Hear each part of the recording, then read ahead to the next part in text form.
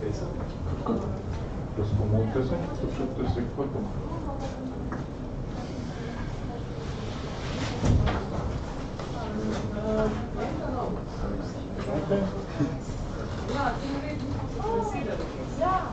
Čisto ja, ne, da se vsi razen nekaj. In zdaj sploh ne sedimo več. Tako, so hoče.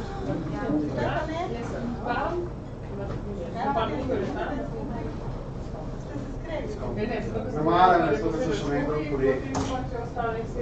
Kakšna pa kit temperatura, ki je na trudem?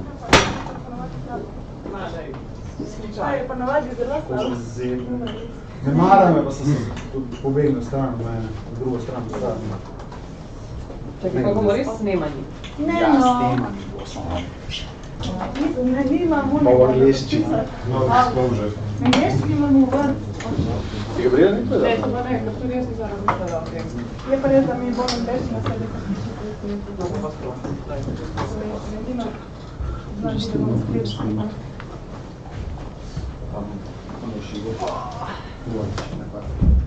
Snemam angliščina, zato smo govorili že nismo časa. A ja, stranišča so levo in desno in hodnik. Hodnik in stranišča v stranišče. Težko zgrešati po stranišče. Zdaj je na dopustu, ne? Ja. Mislim, en vikend. Ja. Ne, kje? Dlje. Ti si krat sam s Timorske. Ja. Kako se izgleda? Sem hotel vedeti, da bom premaknila tja strateško. In že šmrcam. Se slize od klima. Ste zobite. Za noč mi se postavil. Petriva, kaj je na boku. A je kdo od vas že? Ja, Sabina. Znaš kaj, dosti mi to face znane, zato vprašam. Čeprav se mi zdi, da sem vas večino že kje videla. To je zato, ker ste celo Slovenijo. Danes grem na kosilo, kaj misliš, ta je šel po solato, jaz pa vmes dvima, živijo, kaj pa ti tle. Gabrijela ima to neverjetno sposobnost poznati 3/4 Slovenije. Pa kamorkoli gremo, živijo, ja. Šef nori zraven skozi. To zato kanov. Da imamo malo zabave.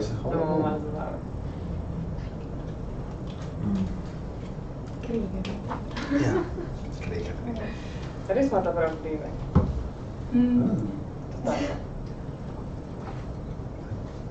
Človek je bil rojen za Kriganje. To je pa ste. Imamo šefa, ki se piše Kregar. Je sposoben skregati za čisto vsako stvar. Tako smo bili. Ljudje se luta. Da si že lahko mene poslal. Se mi paše sve.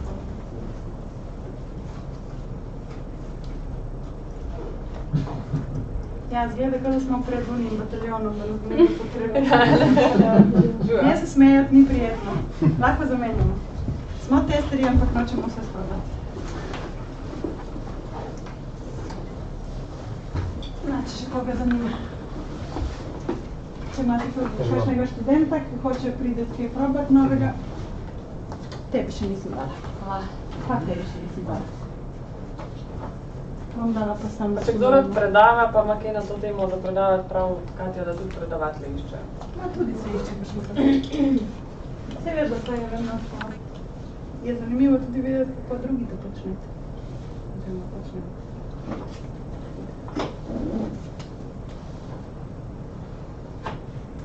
Svoje, ko bo snemo, ne bom lahko rekla, ne, se ne klikniti na tisti link. Zato da nas šli vsi pogledati. Ja, voda. Koliko tak teče. To daš na Facebook, da to si pol iščejo in tega, da smejo si posmehovati javno.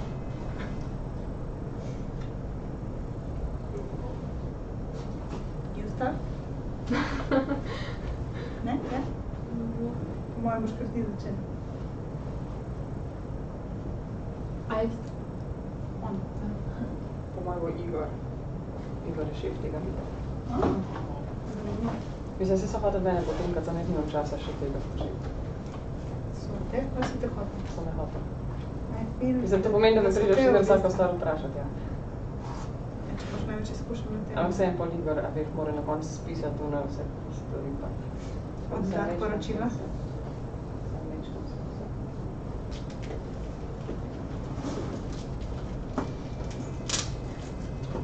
Drugače lahko tudi vi kaj poveste o sebi, ne? Tako da malo začnemo, preden začnemo. Tester. Developer. Okay. Jaz sem tester na poskusnem. A to že ti sama delaš, ja, ne? Sem vedela vno skisti, Sem prišla na prvi meetup. Ja, tester. Wait another 5 minutes. Kaj? Jaz automatiziram teste. Ok. Not a tester, a developer. Automatiziraš teste? Tega si zacapne, Igor? Smo pa malo pogovorila. Ja, se znamo, da je developer in QA.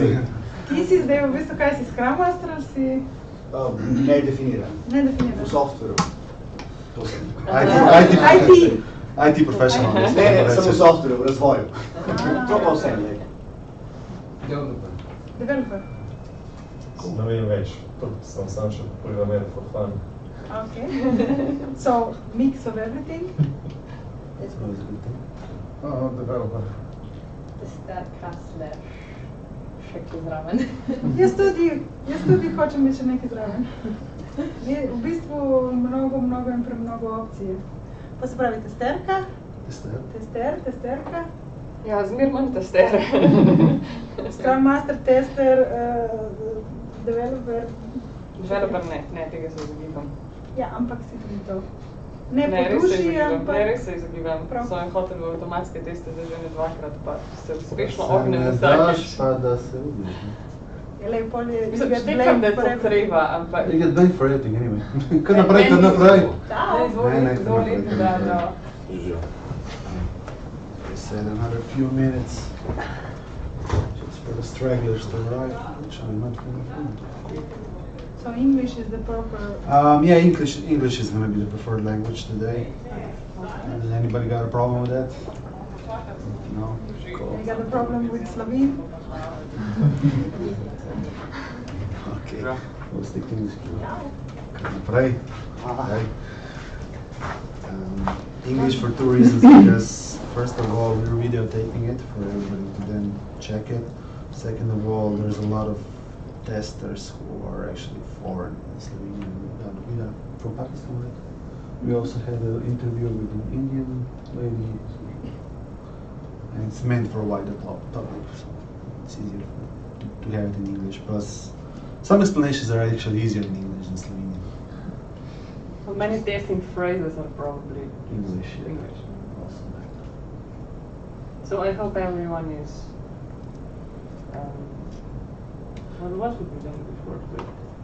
Comfortable. Comfortable, yeah. Comfortable. If we're not comfortable, we are testers, you know, so we in a few minutes or more. If anybody is going to feel that we need some more air, let us know. We'll try to open the windows. One of them is broken, so it's going to be a bit of an interesting thing to do. The one that's open. The problem is that somebody did a bit of a forceful hack on it, so it's impossible to close it completely.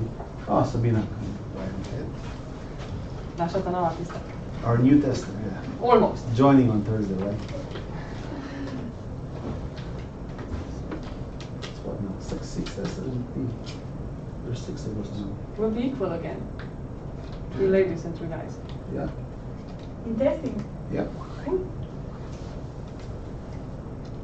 You were ahead for a time before Jasmina left. There was another guy? Yeah. Abdul. He just joined, what, 4? Oh, I think he said... Maybe 1 month ago. Yeah, I think he joined a month ago, yeah. A bit more. Or not. 1st of May, something like that. What, it's been a month already? Time goes fast. Yeah. Way too fast. Flies away. Way too fast. When you're testing, even faster. If you got something to test, Yes? and if it works. If it doesn't work, if it works, it's boring. Usually it does not If work. it doesn't work, then the fun begins. The fun always begins. Depends on what you're testing. I've been testing user reports for the last 2 weeks. Like a bullet in the head. You have to check if everything is correct Data database. warehouse? Data warehouse, yes. Yeah, we have one of those guys that I think he's still working. Because the reporting takes quite a long time and everyone is like, yes, we know you will be doing some extra hours this week so you can take more time next week. To do some. And next week.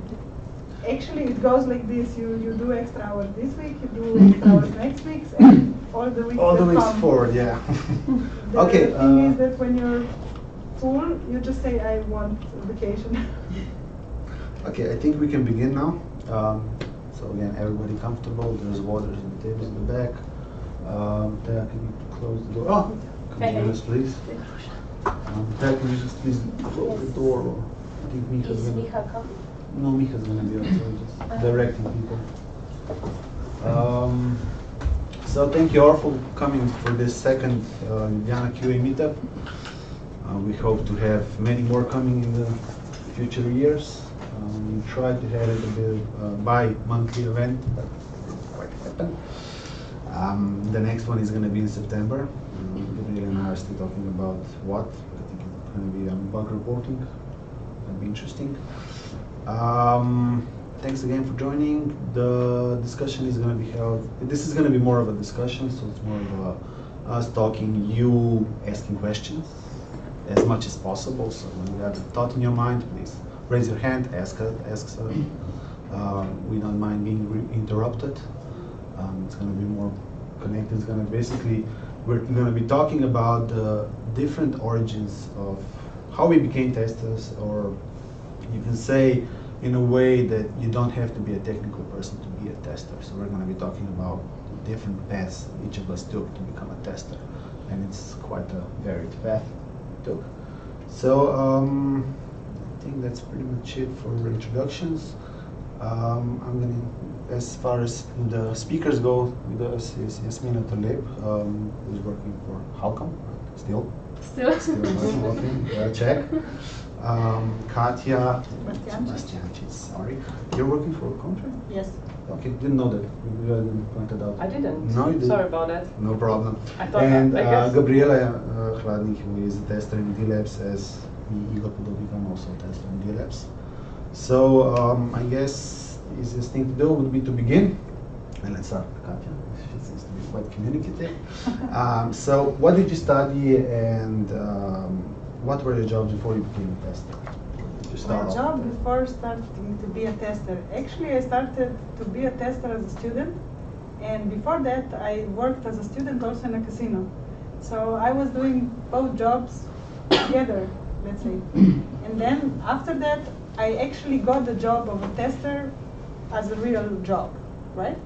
So the first thing was I was working in a casino, so all the weekends and all the nice summer nights, whenever all the students go away and do fun stuff, I was working. And I learned a lot of psychology, a lot of gambling, a lot of about everything you can actually learn there.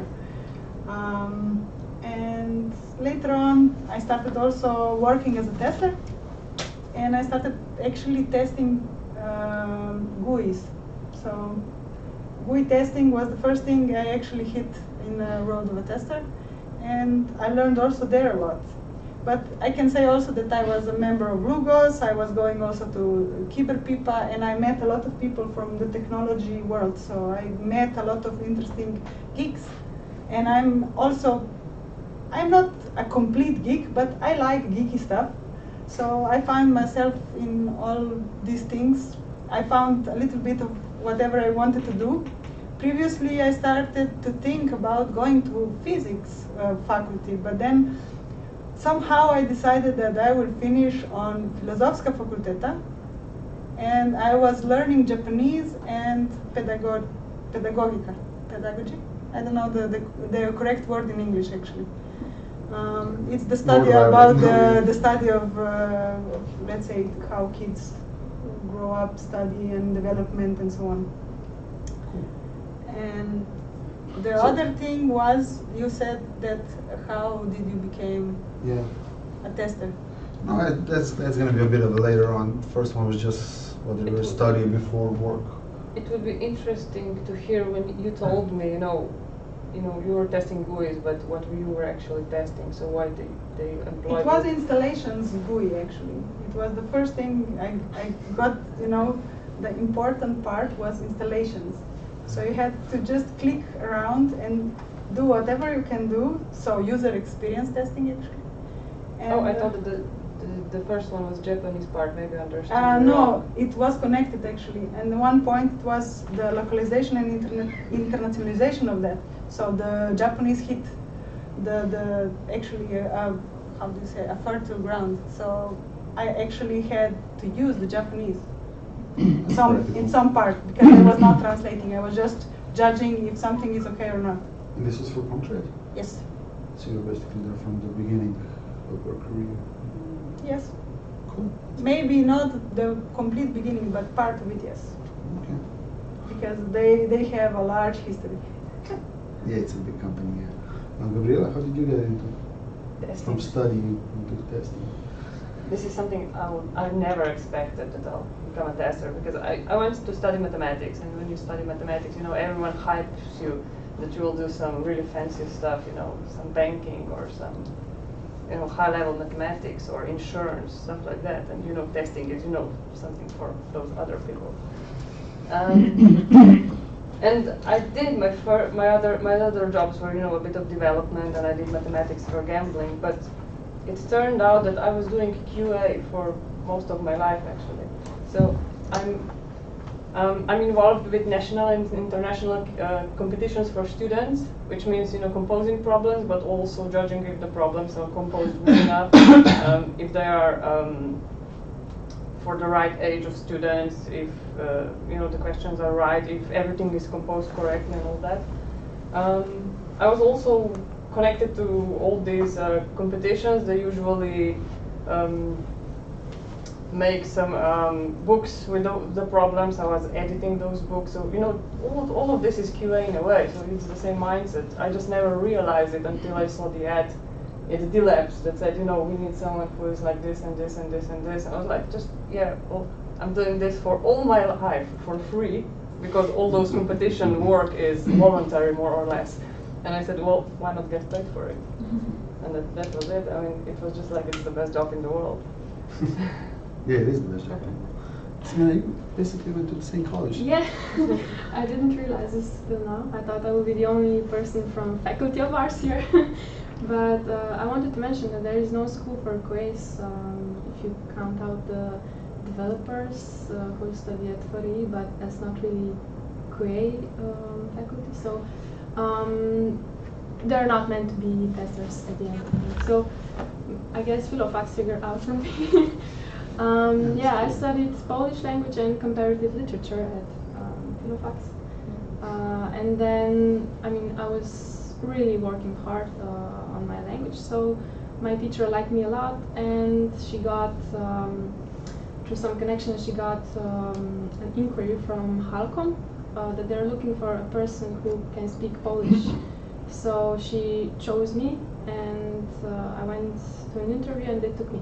They didn't know where to put me though, and they asked, would you go to validation? You can check a few logs if some errors will occur, and you will report bugs. And I was like, yeah, sure. And I was like, what the hell are logs? So yeah, it was kind of a coincidence, like for most of QAs, I think. But then the difference is whether you use the opportunities or you don't. So that's basically it. Interesting, two Filofax. I guess I'm the most technical of the three then, because my education is actually electrical engineering, process automation, to be precise. We were, on the college, we were referred to as jacks of all trades, master of none, because that's the actual truth. We had digital technology, which sounds modern, it is not. We had measurements, we programmed robots, we did microcontrol programming, so it was a wide array of technical stuff.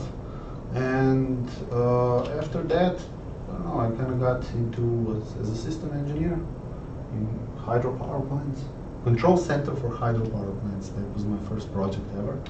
And as you can imagine, the control center for hydro plants has testing on a whole other level.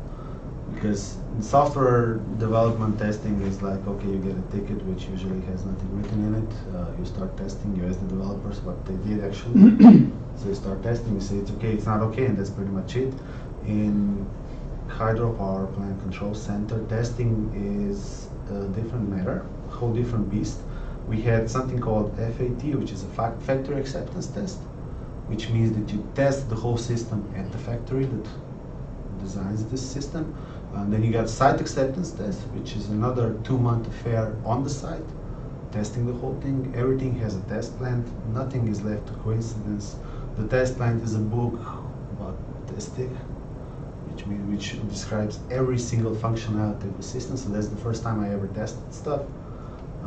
But after that, I kind of got into IT, and from IT, I just by coincidence came into the testing field because I needed a job.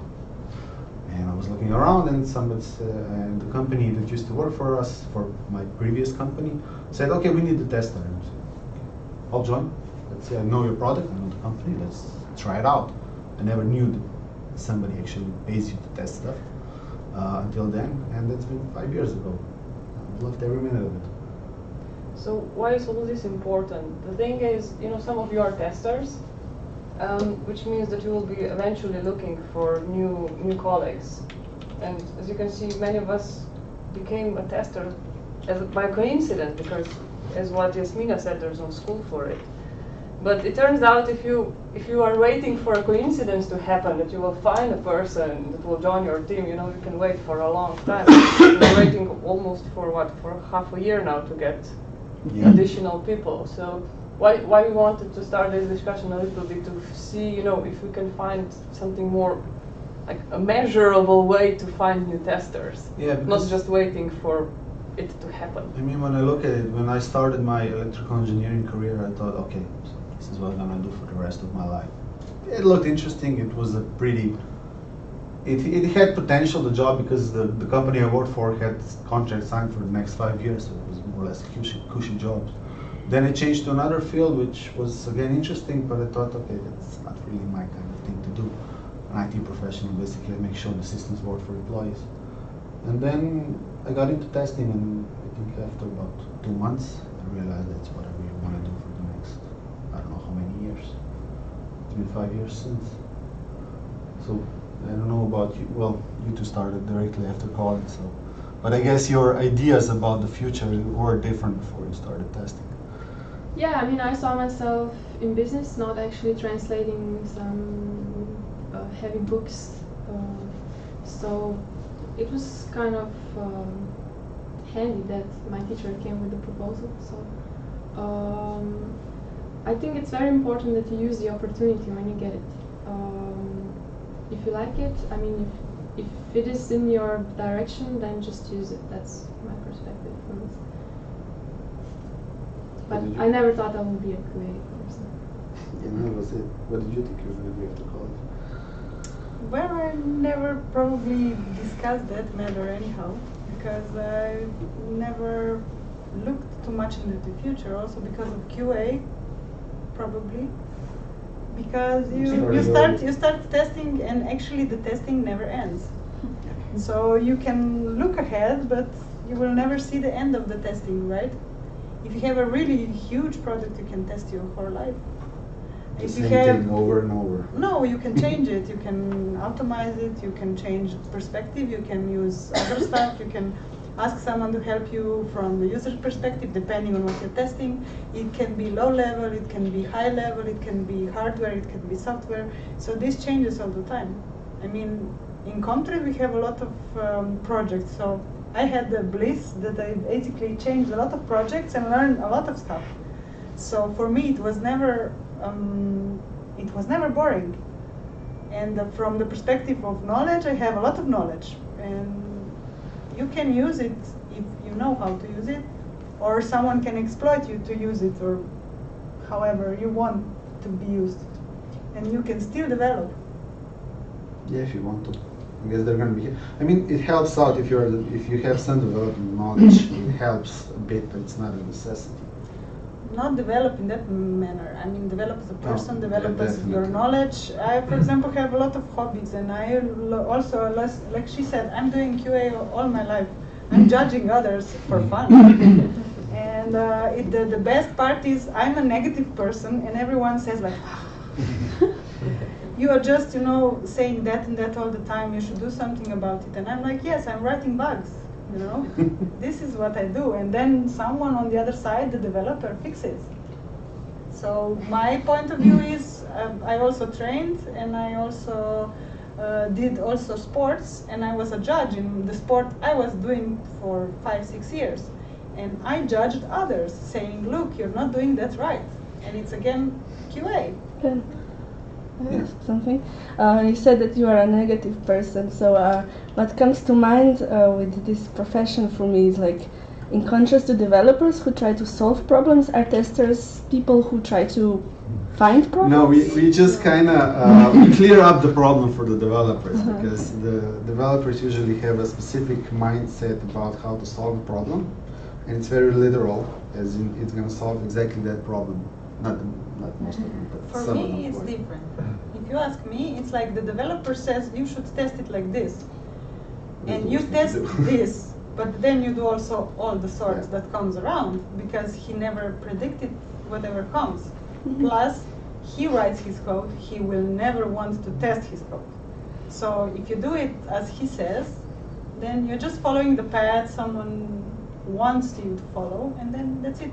It's not that you have to be negative, but it's for me, it's easier to judge people than in the product and everything than, for example, to do other stuff, you know. I don't see the positive in the things, let's say.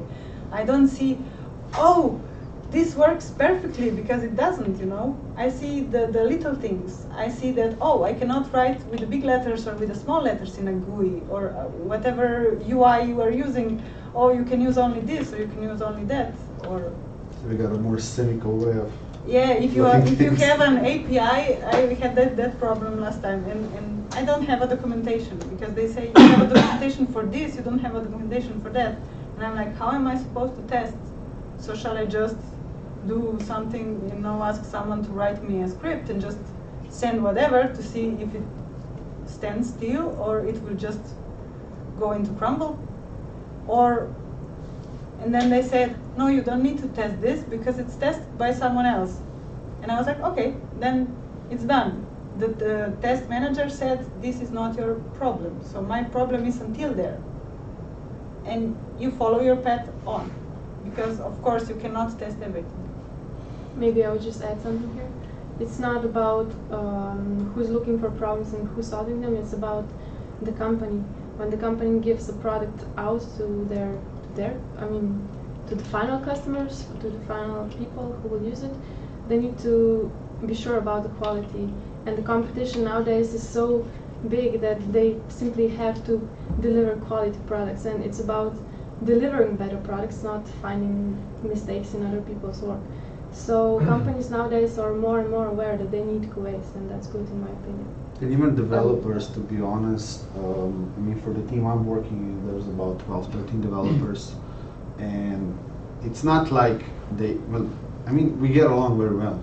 I'm part of the team, we get along, even though my job is actually telling them where they made a mistake. Telling them, you fucked this up, or this is exactly not the thing that the program manager wanted. So you're basically pointing out people's mistakes, which by itself is a very risky thing to do. But the developers know something, because if you point out their mistakes, the end product is better. And because the end product is better, the product managers are actually receiving them better. It's better communication, everybody's happier, client is happy. As long as the client is happy, trust me, developers will do anything, just as long as the client is happy. So we may be a bit cynic by nature, most of us are. Gabrijela was not when she came to the company. It took me and my boss about 6 months to convert her. We'll see how long we need with Samina, but you become a cynic because you expect the worst and you have to test the worst. But not because you want to point that out to the developer, it's because you want to make sure the product is available. So it helps out if you're a bit of a cynic. It also helps out if you know how to talk to people. I would say, regarding the notion you're making the problems. You're actually discovering problems before the actual users will, so they won't find the problem. So this is actually a positive thing, And developers see it as that. Yeah. So even though you are discovering problems, you're actually doing this so someone else won't, and this is a positive thing. So things will get fixed before the end users encounter them. So I think if you look at it from this perspective, it's not a negative thing. So it's more perhaps like a safety net. Yeah, kinda. Yeah, that's a good expression for it actually. How many problems that you find end up not being fixed because the developers will say, you're just too picky? Quite a lot, unfortunately. I mean, there's also a very fine line between what has to be solved right now, what can be solved later. We call it technical debt. So basically it's more of you report the issue and they're going to solve it eventually, not now because it's not a big enough issue to develop a solution.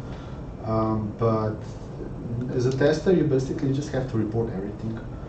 Because it even happens to me, and I report almost anything, that sometimes bugs come to production and users notice something wrong and I think, God damn it, I saw that thing. Yeah. I saw it, I didn't report it, but I saw it. And it happens a lot of times, so you must report everything. But the decision of fixing it or not, it's what project managers do. That's not your decision to do. You're also a tester? No, now I'm a project manager.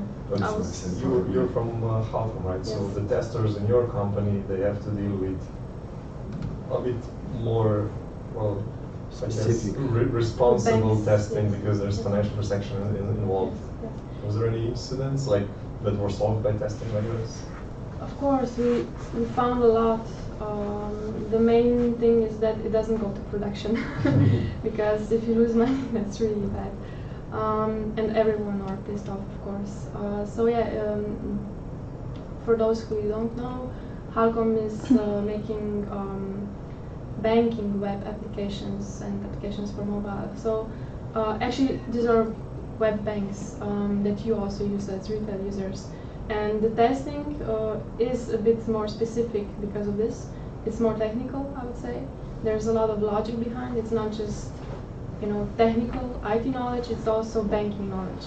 So you have to know everything from how banks provide you the data, how they make payments, how it is processing in behind, and also you have to check how GUI looks like, and from the user experience, how the application looks like. We want to make it as much as possible user-friendly. So it has many layers, and that's what was really interesting for me.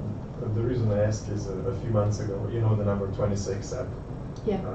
I found a way, it's not possible anymore, to go below zero with my funds, which I didn't understand the banking process at the time, so I really wanted to understand that. That's why I went to banking now, so I see the background, how this could have actually happened. It was really cool. Well, it wasn't really cool to see minus in my account, but it was cool because I wasn't eligible to pay it back. But So was it a bug or was it actually some kind of a feature? The thing is, the whole process, I'm still learning it. I know approximately what happened now that I'm studying banking systems, but not exactly, because they won't tell me exactly what happened. So I'm just assuming what they. The reason was I combined two things. One was the transactions on another account, and the other one was their money beam service, which was the internal transaction. And by those two combined, you could kind of trick the system into giving whatever you pay, you actually receive that back. You paid 200 euros, you got it 200 on your account, then you could money beam it somewhere else for the same. I think the ATM machines work in this way, that when you withdraw money and you see how much money you got left, that is not the actual number of money left on your account. That's the calculation they make, the assumption they make. That's not the actual number, that's just the assumption. So you can basically have a different account status than what you see there. So I spent money. You have two balances. One is current and one is available. No, true, but I spent the money. I took cash on my hands, so it was bad. So yeah, banking testing is a whole different thing than what we do, because most of our work is some payment involved, but the payment do deserve special treatment and testing. Banking, that's a whole other story. It's interesting what you two raised, because yeah, in some applications you don't really need the specific knowledge to test. You know, anyone can say if it's wrong or right, but you have specific applications from specific domains where if you don't know the domain, you know, something might look as a bug, but it's actually a feature in that specific domain. So sometimes it's more important to know the domain than it is to be a really good tester. Yes, in my opinion, a good tester is the one who can combine the technical knowledge and the content knowledge, so how the product should work. And also that the tester knows the customer, not only the needs of the customer, but The way the customer thinks. yeah, the way they think and the way their system works. You know, it's every bank has a little bit different specifics, so it also depends on which project bank you're working with. Many people think, oh, banking, that's so boring, but it's really so interesting. It's not just numbers, it's a lot of logic. You also have to do security testing? Not on our cases. I mean, we don't have a project that actually requires that. No, I haven't done any security We testing. suggested to our clients that this might be a good idea, and we usually got an outside. We have to, of course. Yeah, different. So, Because this security is- testing is well, we do the basics, we do the basic rules engagement, but nothing specific. We don't do specific. I'm sorry if I'm taking too much. No, it's okay. It's okay. It's okay. It's great. How many times? I mean, I'm guessing when you do testing, you kind of have to have a mindset of the, you know, of the, let's say, the dumbest person. What can I do wrong with something? So how many times does it come back and the, I mean, you tested it, it didn't go, you didn't see it, and then you're like, how in the hell did this user did this? You know, I would. Yeah, that's the fun part of testing, actually, when you're trying to do the dumbest thing possible in the system. And it happened just a few weeks ago when, I don't quite remember the specifics, but we were originally, 10 of us were wondering how the hell did the user manage to write that in a field, in a form field. None of us could do it, literally none of us, but we know they did it. Because we saw the database field and we know they did it, but none of us could know how the hell they managed to do it. Did you solve it? Or did you have Yeah, they did solve it. I wasn't in the office at the time, so I don't know the specific of how, but it was a very edge case. But yeah, I mean, I was in IT, we called it IT at the time. It was basically customer support for internal users. And that is, I think, something every tester should do for at least 2 years, customer support. Because that's when you see what the hell can the user do with the system. Truly, that's the best test, because then you will learn how to test as a user. I've done it for 1 year and a couple of months, and I can't do it anymore. Yeah, I was in customer support for 2.5 years. I fled that job. So. Actually, testing and customer support are very interconnected. So when we look for testers, if I see that they were formerly a customer support, I will ask them for an interview right away. Because testing and customer support are so similar, because both of these disciplines needs full knowledge of the product. Unless you have a very large product and you have first line customer and second line customer support and third line customer support in some cases. But it's a similar job. You have to know the system, you have to know what works, what doesn't work, and how to solve it. It's the same. And customer support usually reports the issue to the developers, which is what testers actually do. So it's a very connected thing. And it's a face to the customer. It's really important that when the customer has a problem, that on the other side they have someone who can really help them. It's really important that they think, oh, okay, this guy really knows what he's doing.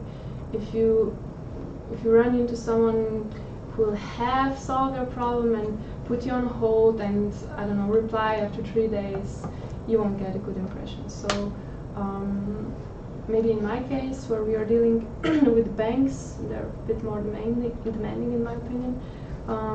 You really need to have a good QA. In my opinion, it is more important to have a good QA and a good project manager, because project managers just communicates the deadlines,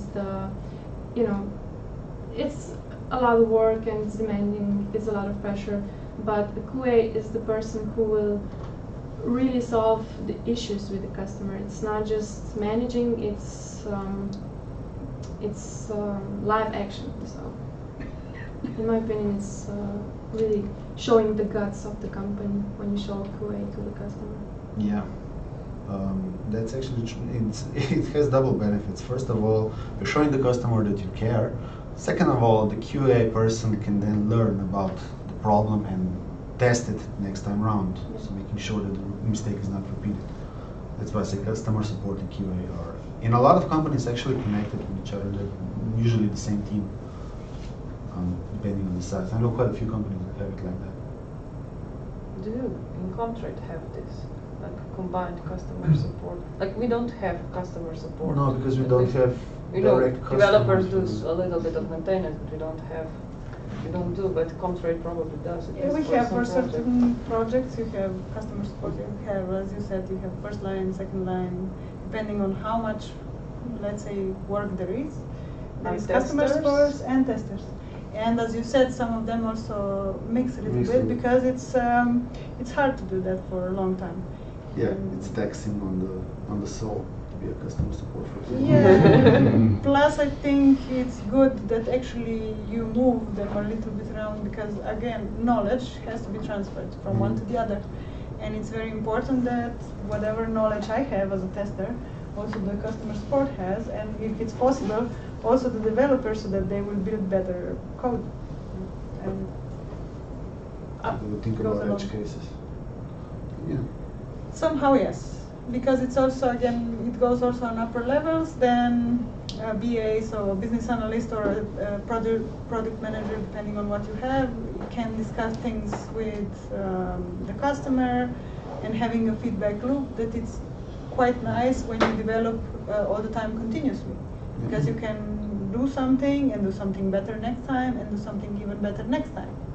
You can of course also do something wrong, but for that we are all in a loop, and we are all doing our best to make good quality, good development and everything. So we do get blamed sometimes, unfortunately. It's a job that does require a bit of mental stability, because well, not in my case, not in this. D.labs is quite strict about it. As in development, QA is not the sole responsibility for quality, at least not on our side. Perhaps on your side it's slightly different. But in my previous company, it was like the developers made the mistakes. I was the one blamed, because I didn't catch them before the production. So that's, I think, a bit of a, it does require some mental toughness to survive that mental check, because you are under fire, under fire though, usually. But I met also a lot of people that have the skills, but not the skills to be under fire, but to actually find a way to do the, how do you say, to have a shield, you know, to. Yeah, you do. You kind of you make a shield. You can actually say, I didn't do that because, and then you have really good statements, and then there is no blame, and everyone is in the process. So it's like there shouldn't be no blame. I think it should. Well, no blame. It's in our case, it's basically mutual blame, as in everybody's responsible for quality. Developers need to check their code before I get my hands on it, and I need to make sure that I check everything that's needed to be checked. As in, well, if I miss out on something, I'm gonna admit my mistake right away. That's not a problem. It's never been a problem. We have a let's solve the problem first mentality.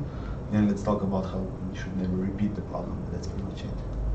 Okay, never repeat the problem is okay, but it's not it's nobody's fault. It's software's fault.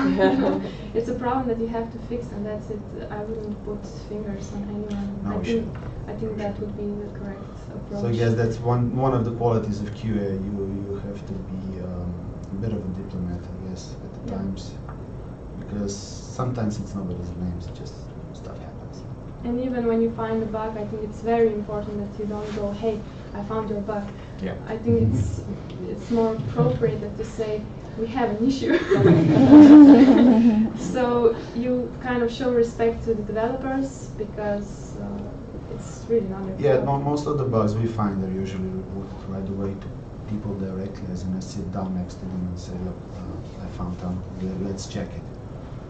So I don't think product managers or project managers actually know how many bugs get found, unless you report every single one of them. I don't know if you know every bug we found in the system. Okay, you do. Our product managers don't, because they don't need to. Basically, smaller things get solved on the spot. Bigger things get reported, so they don't get forgotten. That's pretty much it. Can you have an example of a small or big thing? Smaller thing is, for example, one of the things. Just today, I had a case where the sorting didn't quite work. When you had paging, the sorting didn't quite sort according to plan. It was exactly the opposite, as it should. So that's not something I'm gonna write a ticket for the developer in the system, so the problem manager can see, because that's really not their thing to see. So basically, just sit down with the developer and we went through it 5 minutes, 5 cases to see why this was there, and he solved it on the spot in 5 minutes. That's not just actual writing the ticket and then reading a ticket and then talking again would take more time to just sit down to the person and talk it through. And this is one thing that the QA needs. QA needs to communicate the problem to the developer. They need to talk to the developer. Sure, it's a matter of experience. You might just, the worst thing you can say, this doesn't work and I don't know why. You try to figure out on your own what the problem is before you go to the developer. If it's a problem you can repeat or not, because it's a different communication, but they're used to it. I mean, you just sit down, 15 minutes, quick chat, and they either say, okay, I'm going to solve this right now, or they either say, let's write a ticket for it. I'm going to solve it later, not right now. I think what you said, about communication, this is something why I think we need more people in QA than just, people from technical background, Yeah. Like people from humanities will probably be better in communication, and, if you have people from different backgrounds in the same team, everyone will learn from each other and expand their skills. And communication is definitely one thing that's really important. Not just in QA. Yeah, I'm sure, but A typical programmer is not known to be the most talkative person in the world. But that's also I've known a few that were the best programmers in the world, but you could not talk to the person. It took me about half a year to get to the level where I could talk to them normally and they would listen to me normally. Which is a shame, because we would do so much more. We just be able to talk our ideas exactly. through. So why do you need that super programmer? Because nobody else knew the system. Well, yeah, I know. But my point was that this is not just a QA problem. It's probably something that we, as a society, made happen because we came out of industrial revolution. We needed to specialize in what's the only thing that was important, that you could turn that screw every single time as optimally as you could, right? Now we're saying there's nothing one person can do. You need a team to do anything sensible.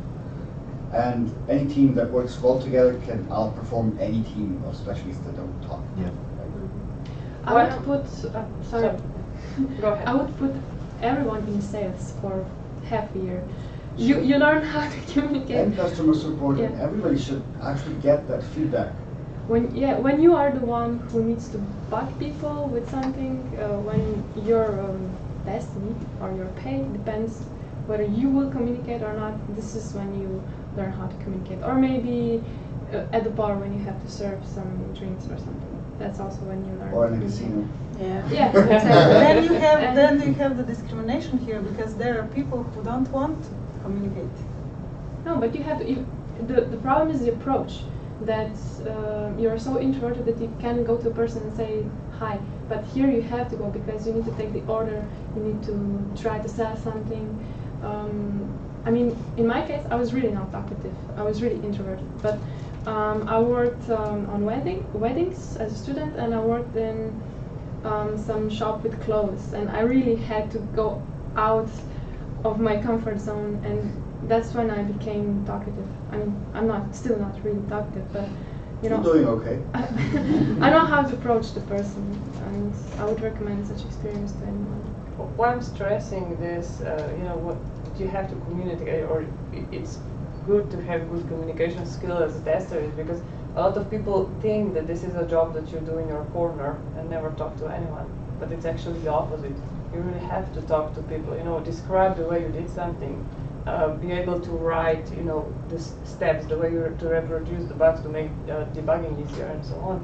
And also, you know, we have to write reports a lot of times, you know, what we tested, what worked, what didn't. So all this kind of sums up, and it's different from what the general perspective of the job is. So yeah, it's basically you're connected to everybody. As a tester, you're connected to developers, you're connected to product manager, you're connected to CTO, you're connected to customer support of a particular client. You have to know what's going on with everybody. So one other background, which I think is really cool, you know, if you have to search for testers somewhere, would be teachers. You know, people who studied to become teachers, because they usually will be communicative. They usually do some training in that as well. So this might be, and you know, they have to grade students. So this is QAing in a way. So this might be a mindset that you might be looking for. And you know, there's been rumors that you know a lot of teachers, a lot of people who studied to become a teachers can't get the jobs because we have less and less kids in the school. So you know, maybe that's a place where we can look for potential new QAs. As long as they have the eye for detail. I can tell you another one who changed. I just met a girl last time, and she was working as a veterinarian, and then in a month I came back and there was no girl anymore, and I was asking, where is she? She was really great with the animals and everything, and she said, the other girl who was sitting there, she said, you know, she went as a graphic designer working for one of the companies here around, and I was like, cool. I mean, probably she had a hobby, and that hobby was more, let's say, fulfilling than everything else, you know, and it's just an opportunity that you can take. And for me, as you said, someone has to work in this and this and this and that, and has to work in support, and I don't know what. For me, my support career, let's say, was directly in the casino. So I met a lot of people, and I was face to face to them, and I was like, ooh, scary. What do you do when you have a person that plays with you and just sends you somewhere because you don't want to be, you know, on that position, but you win, they lose, and then they start just pouring everything out of their mouth, and you just have to be there and smile. And this is also something that no one teaches you, and it's the same thing that you do as a salesman, as a support, as a project manager, and so on and so on. So you can learn these skills everywhere, actually. Just the thing is that you have to find out what is the skill you need. Communication, patience. Curiosity is one. Curiosity, yes. What does this button do? Yes. That's the most popular. That's actually what we do most of the time. What does this button do? It sounds simple, but that's what you're doing, because the developer does something and they think it works, and then you come there and say, okay, let's see what this combination is. Let's see if we can break this. Let's see if it's gonna work. If it doesn't, okay, great, I'll go back to it. Then again, you have to consider if the problem that you just did, is it really one thing that would happen in life. I know of cases that I can break the system, but no user would ever do this series of steps to do it. So it's not something that's going to be fixed very soon. But hey, you find it, because what does this look like? The eye for detail is something that you kind of need in testing. That's, I think, the most important one. Because if it's not going to bother you that something looks weird, then you're not going to report it. If you're not going to report it, it's going to come to the general user, and that can be a bad thing, because general users don't usually report anything unless it goes horribly wrong. I mean, stuff that looks weird, nobody reports that, nobody gives the feedback. That's what we're there. And I got a live case of, I got a bit of a professional, I don't know what it's called, deformity or something like that. when I watch TV, when I'm watching the environment, I actually test stuff. And there was this commercial on Pop TV. Everybody's happy, flowers are given out, everybody's hugging. And my problem with that commercial was that at the beginning of the commercial there was a car, there was a, I don't know the English term for bike. Somebody's car was literally taken away because the car was wrong. Yeah, towed away at the background of the commercial. Which looked kind of funny because everybody loved each other and there was a car driven away. So basically you see stuff like that, and the problem is I see this stuff everywhere. It's a bit of a weird one. I was never that picky before, but Gabrijela was never that cynical before she came here. Now she's I think more cynic than most of us. It's interesting, even if you don't know, I was talking about different types of the QA that you do during your life, but you're not really realizing that this is a QA because it has different names. Yeah, when you become a tester, you see so many more things that it's hard to avoid becoming a little bit. I mean, you're cynical. checking stuff out for 8 hours a day. Basically, your mission is to make sure the product is logical, sensible, usable. And then when you come across stuff that it's not usable, it bothers you. At least it bothers me.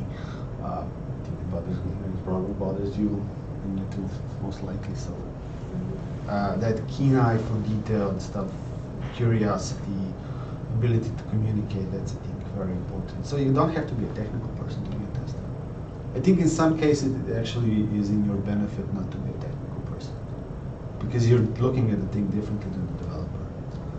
I think the developer testing their own code is the worst thing you can have. Not because that they would be a bad developer, no, because they're testing something they did.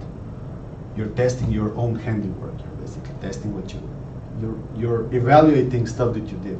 Nobody. Very few people will say this is shit. They say, okay, this worked, this looks nice, everything worked, you click here, it works, and then I come along and click, and it breaks.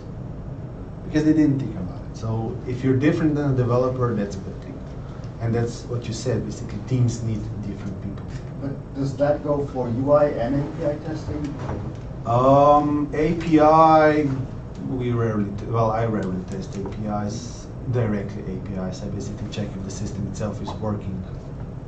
So if the APIs are working, the system's going to report back what I need. As for UI, yeah.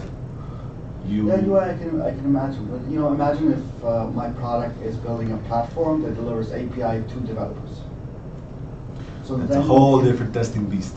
That's that you need to be technical, because you need to know how it's done, what can go wrong, what can't go wrong. This is a much more technical approach. Yeah, this is not something somebody just clicking like this is gonna know, because the edge cases there can be totally different. API testing is a whole different beast. I'd say it depends on the product. I mean, by default, you don't need to be a technical person, but if your product demands it, you have to learn it. Yeah. I think the API testing, you need automated tools. That's the easiest approach, yeah, because API testing is usually, it's a repeatable process. Yeah, but you usually automate the positive scenarios, right? That's the problem. Automated testing is a whole other issue. The issue I have with automated testing is that people tend to forget that you need to maintain those automated tests. Every time you change a functionality, you need to change the tests. And so you hear project managers, okay, I want everything automated, I don't need manual testing, I want everything automated. Yeah, sure, but who's going to fix the test when they break, when the next time you decide to change the functionality? Also, the problem here is you probably have everything automated, or most of it at least. No, we can automate everything. I think it's important. The trend goes into automation, but you can never automate everything. You will still need manual. Yeah, the issue we have that was never the point. I think the whole, for me, benefit of automation is to get the developers' feedback in the next second. It's great for right away. Continuous deployments or integration, that you get the feedback. You don't have to wait for somebody to manually test. Yeah, when you test every day, you also get used to the application, and maybe you miss some things, and the automation will will detect it. So maybe when you make quick regressions, when you need them, when you have deadlines, automation is really great. Or if you just have nightly Test runs. tests, yeah, you know, they can test in the night and you get the results in the morning. So if anything crashed because you made a new feature or fixed a bug that may cause something else, it's definitely welcome. Yeah, the problem with, well, the problem, it's not a problem. At d.labs, it's mostly startups, and as startups go, you never know what the next month is going to bring you, so priorities might change, product might change, so writing automatic tests for that is a bit of a waste of time. However, as soon as more time fixing than you spend more time fixing the test, but as soon as the product grows, as soon as the code becomes stable, that's where you should automate, at least backend. Unfortunately, we don't do much front-end automated testing at the moment. That's something that's hopefully going to change in the future. Because, well, back-end automation testing is fairly simple. Front-end automation testing is a lot more complicated. But okay, you have projects. It is cool. I mean, we don't have these tests, but really have projects which change. But you have a project, a product which is growing. You know, you're adding features to the product and you're selling this product, not projects. Then it's really good to have automation, because definitely. you will have to maintain the old features and focus more on the new ones, and automation can cover it all. And as you said, automated tests report the error right away. So this is somewhere where you would need someone who's more technical, someone who has a bit of developing background, because even though the writing automated tests is quite easy because you have lots of different frameworks, the code is quite simple, but it's still different if you write it with a bit of developing background or if you write it as someone who never saw the code before. But anyone can learn. I mean, yeah, I agree. At our company, everyone has to write. All QAs need to write automated tests. For us, the developers actually need to write the automatic tests if the decision is made. So basically, developers write their own automatic tests, which again, as I said, positive flow only. So there's no edge cases in there. They write functional tests or unit tests? Unit tests. If you're like integration tests. What I wanted to add here is, so you as a person, you will be either more technical or you will be less technical, but you eventually you will have more testers in a company, and it's nice to have diversity. So if you have someone who's more technical, a few people who are less, because I noticed how different just two QAs test the same product. I'm working right now on a quite big project in our company, so I'm working with another colleague, and I always put more attention to the layout and to the way things are written. I always also read all the copies and stuff like that. And he's always more, I'll say, he focuses more on the functionality. So we test the same thing, and it happens a lot of times that we will report different bugs. You know, when it comes after we clear, the major things, and if we test things at the same time, we will report different stuff. So it's sometimes it's useful that you have that multiple testers test the same project, or that you switch. Yeah, because you're never gonna find out everything if you're on your own. Because different people look at things differently. So it's good to know, what kind of person you are. So if you're aware that you're lacking certain skill, or that you put more attention to specific types of bugs, that that for some product it would be better to put some other tester there, or that you have to intentionally test in a bit different than you would just do it, the way you regularly do. So it's good to know your strengths and your weaknesses. Yeah, I also have problem with copies. I admit, I don't always check the copy if it makes total sense. I do a quick look, but there was an instance where a lorem ipsum copy got through to production. There's about 4 of us didn't manage to check it before it went live. So things can happen. Yeah, it was quickly fixed, but. So when you guys test, you test for different browser, different devices? Yeah, depending on the project, it's usually the main browsers, as in Chrome, Safari, Firefox, Internet Explorer. depending on the project I'm working on is actually 95% of the users either have Safari or Chrome, so that's the main focus. Firefox and Internet Explorer are more or less ignored. Sometimes I do a test run just to make sure everything still works okay, but that's pretty much it. You had mostly mobile testing lately, so it's quite different. Again, depending on the project. Usually it's different browsers, different mobile devices. I think we have about 9 or 10 phones right now. 4 iPhones, 5 Samsungs. I think As something like testing that. devices. Is it more difficult to test the mobile device or the? It's actually a good question. Well, my opinion is that it's more annoying to test Android applications. Yeah. Because you have to test them on more, like if you test iOS application, you test it on one iPhone and it's fine. Or you can be 99% sure that everything will be fine. But when you test it on Android, you have to test on 3, 4, 5 different Android phones because They all behave they are, differently. because different models have different like Android versions, and they behave differently. It's not just one Android version, but there are multiple Android versions for different. Samsung has it differently than it. And like even Google phone companies and so on have and so a on. different version of their own. Plus, Android. actually, you have to have the phone, because if you use whatever is available on the internet, That's useless. that's actually. You mean simulator? Yes, simulated. Yeah. It's or emulators or whatever kind of thing you can find. It's useless. It's not 100% the same. It's not even close to it.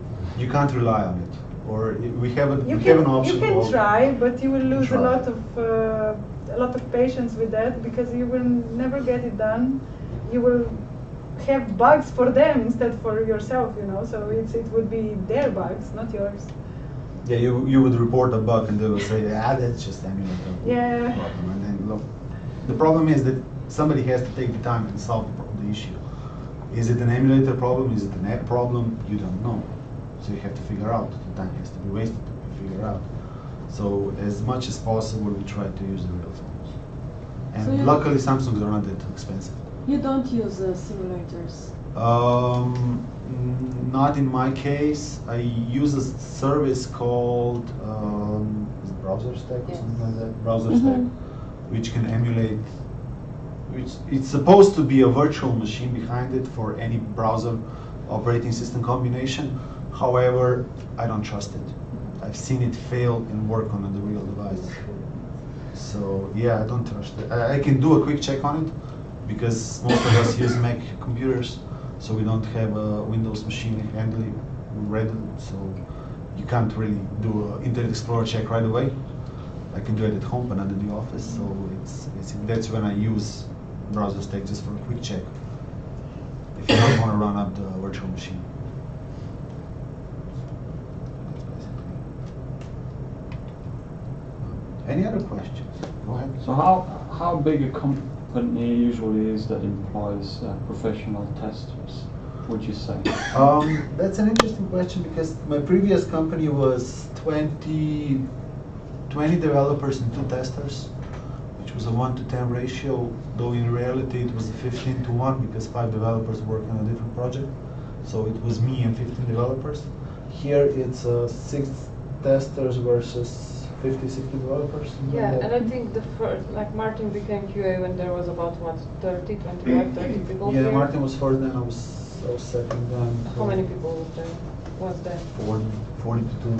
Maybe less. I Maybe think less when Martin started. I think, well, it depends, but the problem is that in Slovenia, the QA profession is still not something widely advertised, I guess.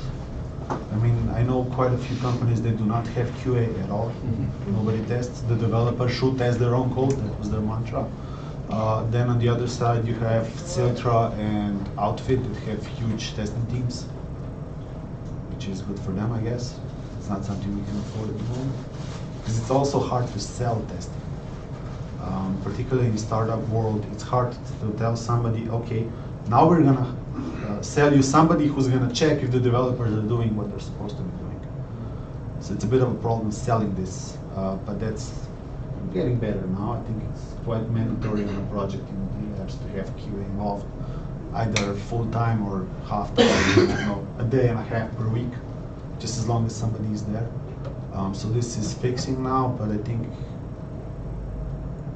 I would say 1 to 10 is a good ratio already. I don't know what you guys know.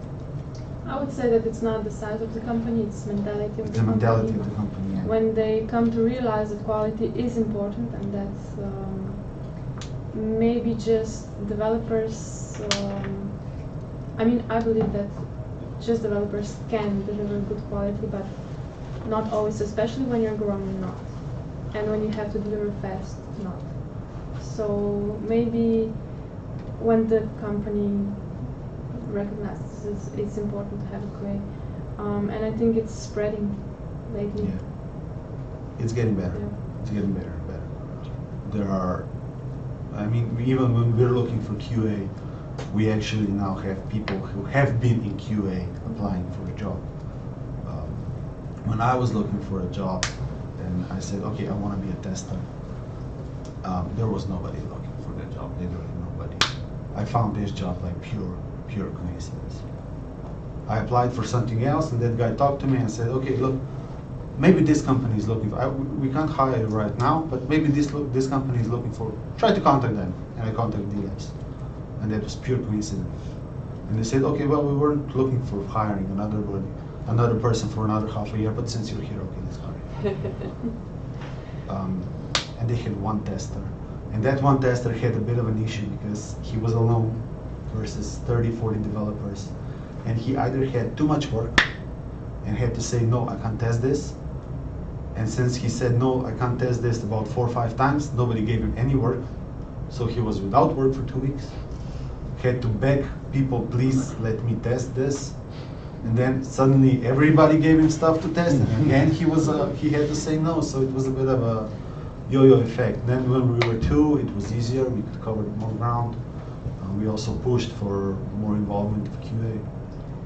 But it's probably easier if you have a full-time person on the job because of the conflict of interest, right? So if you don't have a dedicated person for QA, what happens is that project managers and product owners or whatever test the system, but they're also, you know, obliged to deliver by deadlines and so on. So they're not really in favor of finding all the nitty-gritty details. Well, have you seen this? Yeah, I saw it many times.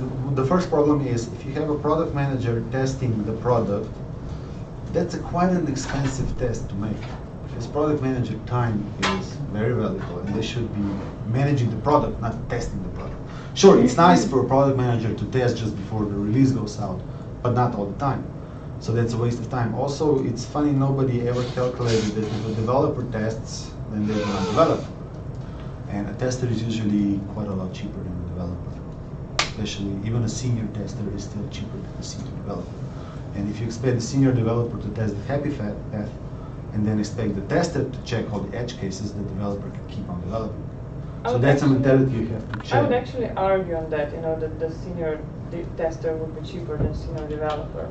But it's just, you know, senior developers should focus on different things than senior testers. So, you know, why should senior developer also do testing?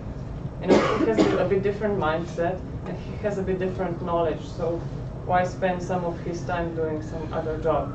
You know, why not, you know, develop and, you know, well, they should have still another, test their have own another stuff, person. Test this for them. Test your own stuff before you get Yeah. it. I actually have the CTO of the client that we work with. When I came aboard on the project, they had 12 developers and no QA, literally no QA. They had 3 product managers who were testing their stuff, 2 product managers who were testing stuff. They had no QA. And when they brought me along, the first thing that the CTO said was, if you find out somebody is giving you shit code, let me know. Nobody should give you shit products. Nobody should dump bad code on you. They have to test it their own, then you can start testing. You are not the sole responsible for quality, everybody is. But to be honest, that is a very, very rare mentality. Usually the QA is the last line of defense and developers kind of look at it as the last line of defense. And that can be a problem, because that last line of defense can fail because we're still human. We find mistakes, but we don't find everything. This is again the mentality, if the developers test or not. They should, but it should also be a part of the process. So maybe also to the previous question, maybe companies start to hire QAs when they develop their process. So when they want to set up specific processes in their structure of the company, when they're growing especially, they want to structure the departments. And one of them is QA, and that is a trend lately. I also wanted to say something about we were on a different topic before. Which one? We handled quite a few topics. Yeah, I forgot. So if you put that into numbers, I would say that happens, after the team has, what, 10, 15, 20 people, something like that probably. That you start thinking when you start developing process. 3, 4 different things at the same time, and you figure out that they are actually interconnected, and somebody breaks somebody else's code by accident, that's when you figure out you need testing. That you need a full-time tester. I love how and some kind of process for that. I don't know if I'm still correct, but the saying is that Facebook doesn't have QA. The developers are responsible for the code. They don't have QA? They don't have QA. They have users. They have users. They Facebook has this mentality, and I see a lot of A/B testing. managers saying, look, Facebook doesn't need QA, what the hell am I supposed to do QA? Yeah, but Facebook developers are a slightly different story. That's the first story. They're paid differently and they're expected to be different quality.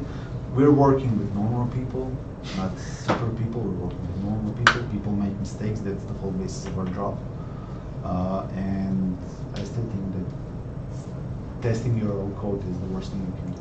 Reporting bugs to Facebook. Yeah, I reported a few bugs actually. And they release really small features. They add, I don't know, a different button or something, Yeah, another type of smiley or something, and then the users test it actually. And they only wait release for it to feedback. 10% of users and so on. So they Yeah, have the they technology wait for behind it. feedback. It's not something you, as a normal startup company, can afford. You don't do 10%. You do either everything or nothing. No, we are doing it. We do A/B testing. You do it. Oh, that's right. You started with A/B testing.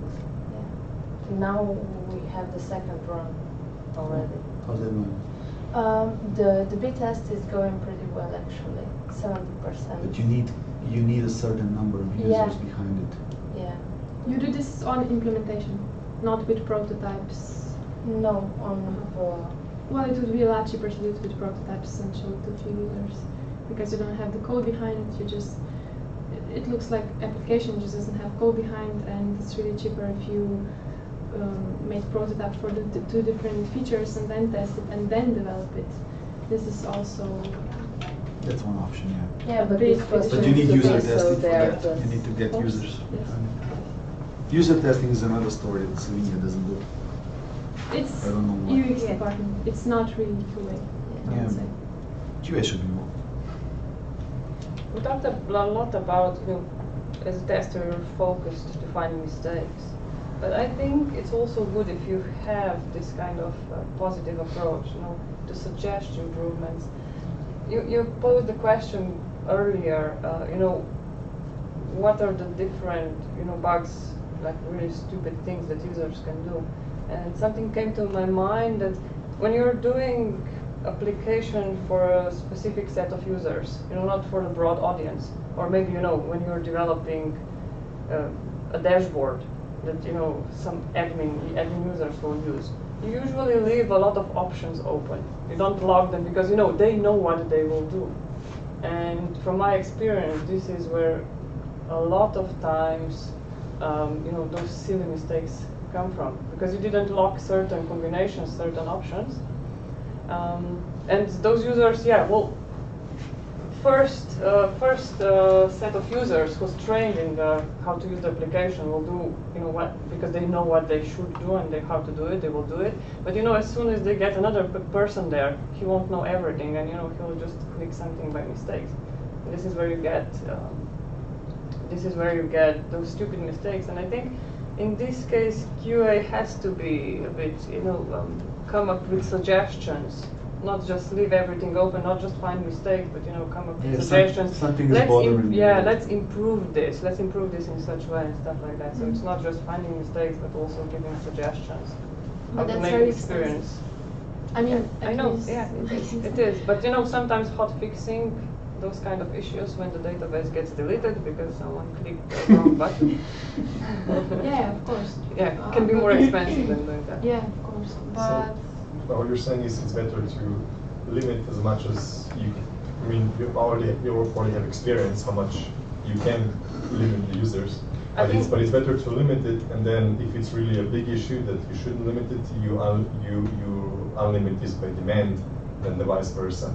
Just leave it. From my experience and from the amount of hot fixings we did on one of the projects, I would say, yeah, I vote for this kind of approach. But yeah, as Jasmina said, it's not always the cheapest way. yeah, I mean, if you're reporting improvements on implementation, it's really expensive. Or if you're reporting this late, maybe in production, it's really expensive.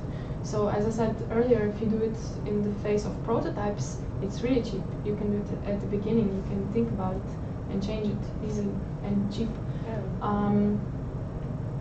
Also, one thing about limitations, in my experience, I wouldn't limit the user too much, because if you thought about it a lot, limit it. But in my experience, it's better to leave some options open to the user than coming to a situation where a user cannot insert something that he would like, but he can't. That is a bigger issue. This probably comes with experience, how much. Yeah, you have to know where and what to do. I think it comes down to knowing your user again. Yeah, the persona. Yeah. Because you will have users that will just ignore everything. There's this big red button. Are you really sure you want to override this? If you do it, you will delete all the data, and people just go and click yes. And the next day, there's like, all my data is gone. Well, you clicked, and you confirmed the deletion. Well, I didn't read it. So that's why I'm saying, it's important to know your user, because certain user base will be like that. They will just click and not read anything. And some other type of users will, and these kind of warnings actually work the way they are intended. I do these things when I install Windows on people's computers, because usually if you leave them administrative rights, they either click OK or cancel to whatever just to get it away.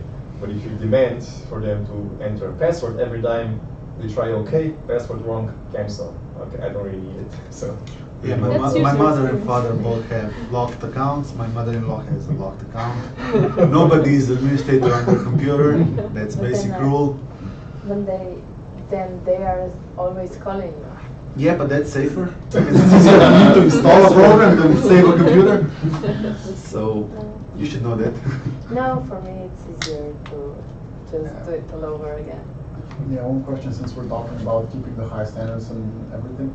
Does anybody know where you can take an ISTQB certification test in Slovenia? Oh, that's a good question. There are a few companies that ISTQB certification test for a reasonable price. That's a different story, but I think the prices are more or less the same. I don't think the companies actually. It just provides the room and environment to Yeah, but test. we are talking about the basic level, so the foundation level, because I think there are a couple and they have the same price everywhere. Compass XNet, I think had it as, but they Compass XNet. Okay. That's the one I was looking at, but I don't think that you would have to study yourself. You can just take the exam here. Yeah, exactly. Because it's a controlled environment, as in they lock you in a room, you take the exam. Yeah, because I've been checking in Austria. I think it was like Vienna. I think is the closest one. Something like 300 euros, but I Yeah, found but an offer. But that's with the study and everything. So you have 1 week of. I mean, actually, that was just the test. I think, because I found offers in Slovenia which were like, with the study and the test for like 3,000 euros. Whoa. Oh, that's good. I think the actual test a few years ago it was, I think, 200 euros, something like that, just for the test, nothing else. Okay. I've searched for the ones in Italy, and I know that you have one in Milan, I think, and one nearest, I think, I don't know where. There's also a problem that nobody in Slovenia knows what that certificate is. Can you elaborate on what that is? That's just a is, basic certificate that yes. you're a qualified tester. Actually, it's about the wording and what a bug is and what an error is and what's. You know the theory behind it, so basically it's all the, Yeah. the wording necessary. It's only that everyone is on the same page, so that whenever you start, you will not have to say, "Look, this is not a bug." You know? Basic English proficiency. No, it's not basic It's English proficiency correct. because this also changes from company to company. If you look at the experience and so on. From my perspective, I've worked with different companies, and some of them expect you to have this, and some of them don't. And some of them actually say that it's an error, but it's a bug, and some they say it's an improvement while it's an error, and so on and so on. So this can be different depending on what you are searching for and what you define. So. For the companies that do demand it, is it enough just to tell them that you have it, or they have to show it? Usually you have to show it. But actually, whenever they do interviews, they ask you questions about it. So if you're not proficient, you will fail. Is it limited, like time limit or something? The paying for 1 year? ISTQB? Yeah. No, it's not limited. Because it's about the basic knowledge. It's not about, for example, agile or whatever, because it's changing all the time, since it's agile, I of course. understand, but with the English language, they're also limited with time if you take like IELTS test or. Oh, you mean just the writing the test? I think it's. No. How long when you it's- make the test, how long is it valid? Does it have an expiration sorry. date? For now, it does not have the basic level. So the foundation level does not have it. For the rest, I don't know, because actually to take the test, as he said, it's very expensive, and you actually have to have the knowledge, because whoever I know that tries to take the test just because they thought they were too good testers, and they went and they didn't have experience in test management, for example, and they failed. Because There's it's quite about a big book of rules Yeah. that you have to study. yeah, it's not only about that, it's also about experience, because actually they took the whole course and they said whatever they said in the course, it was not in the book. It was in the book. Uh-huh. They learned the book. They were on the classes, but the thing is that whenever you do the test, it's also about experience, and it was less than 60% and they failed. Even if you have 50, it's not enough. So it's about everything then. And then you have to have about 65 or 75 maybe. Minimum. Yeah.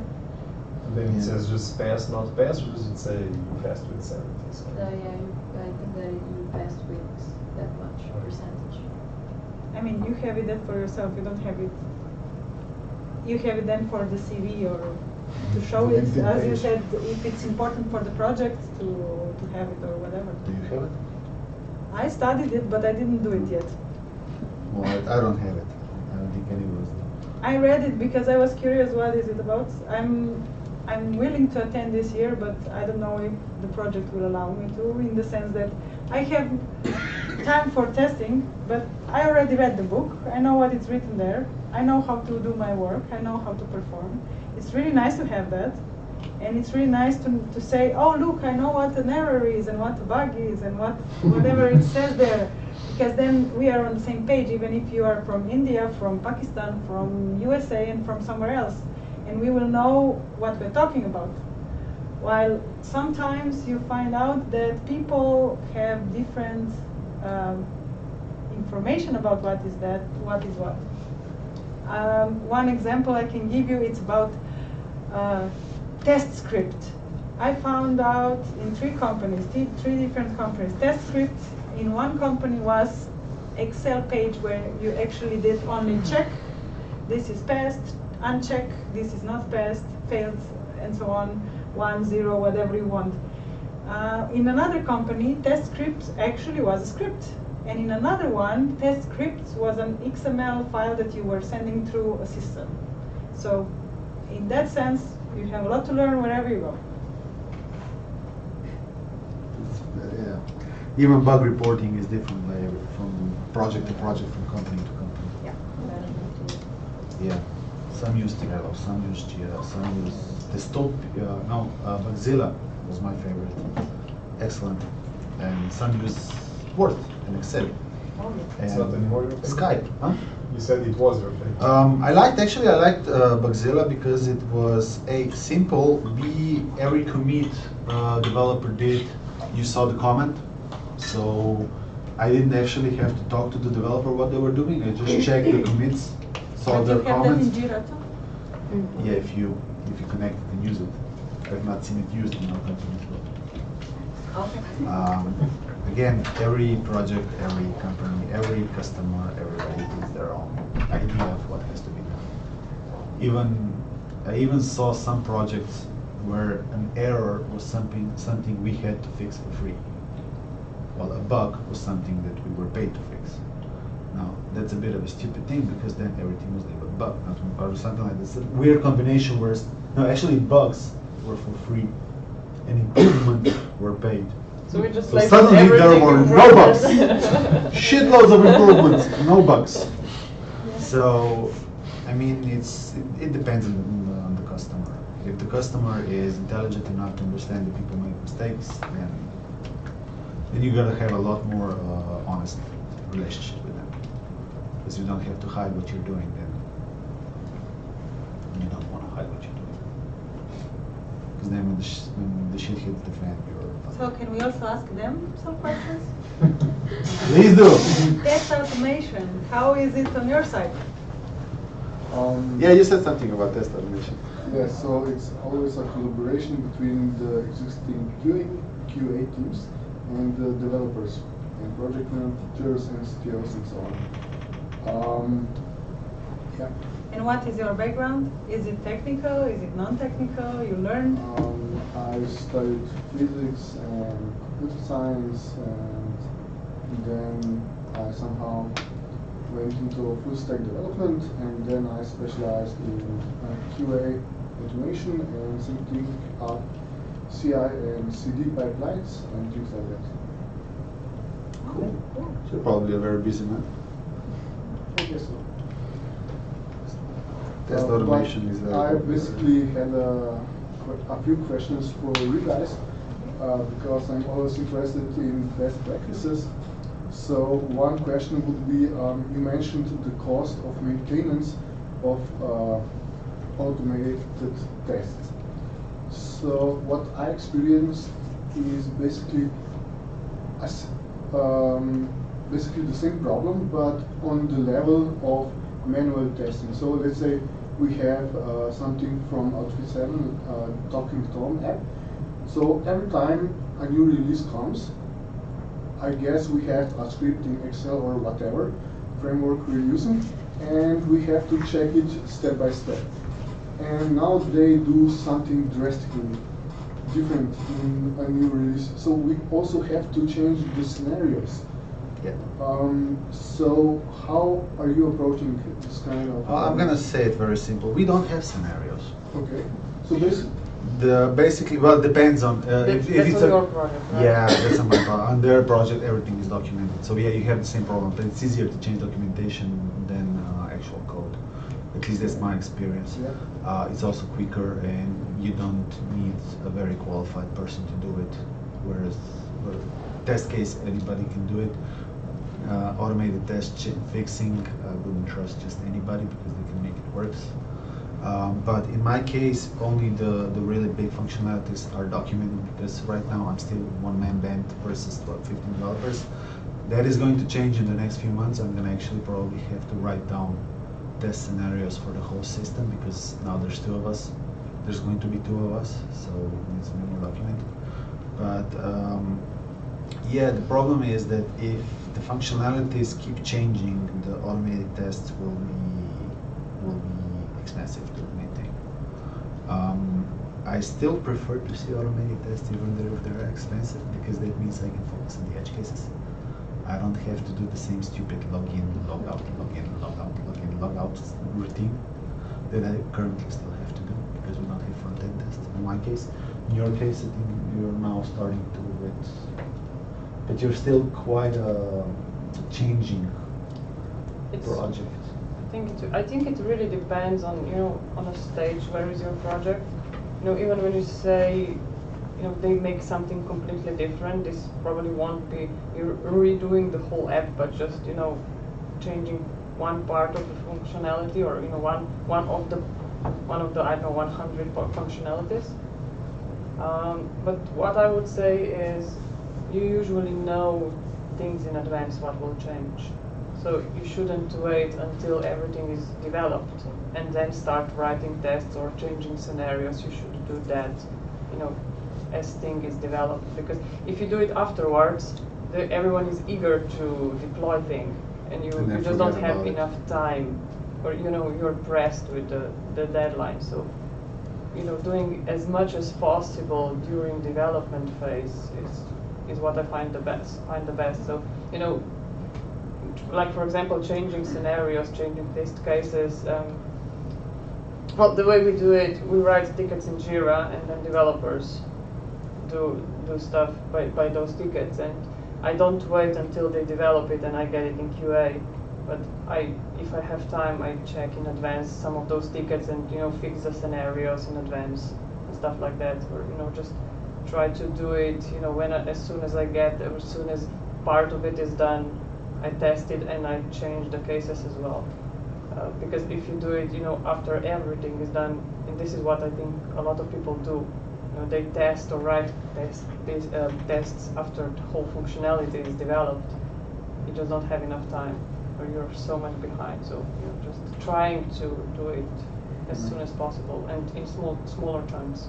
So sorry. If you're working with Scrum, then it's good to have the definition of done, and you include this automated testing and scenarios as definition of done.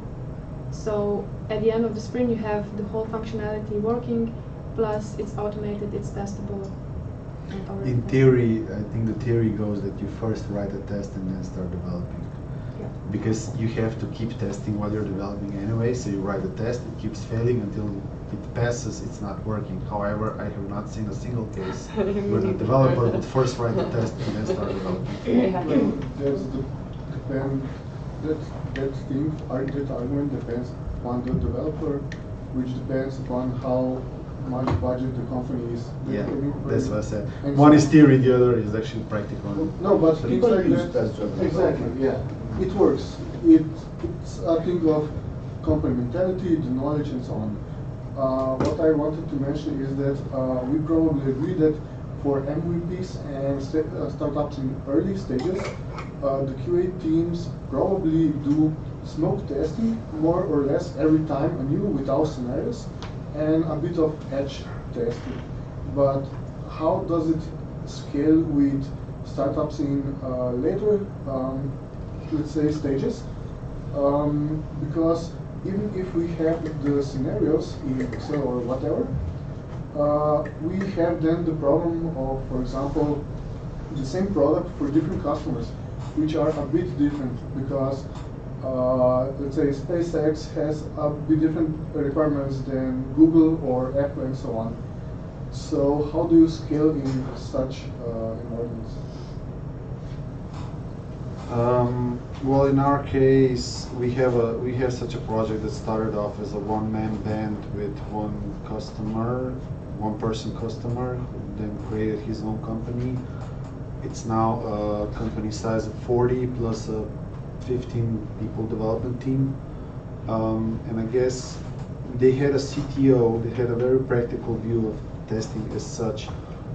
Automate tests, write the automated test for stuff that is likely to break, and if it breaks, is very costly.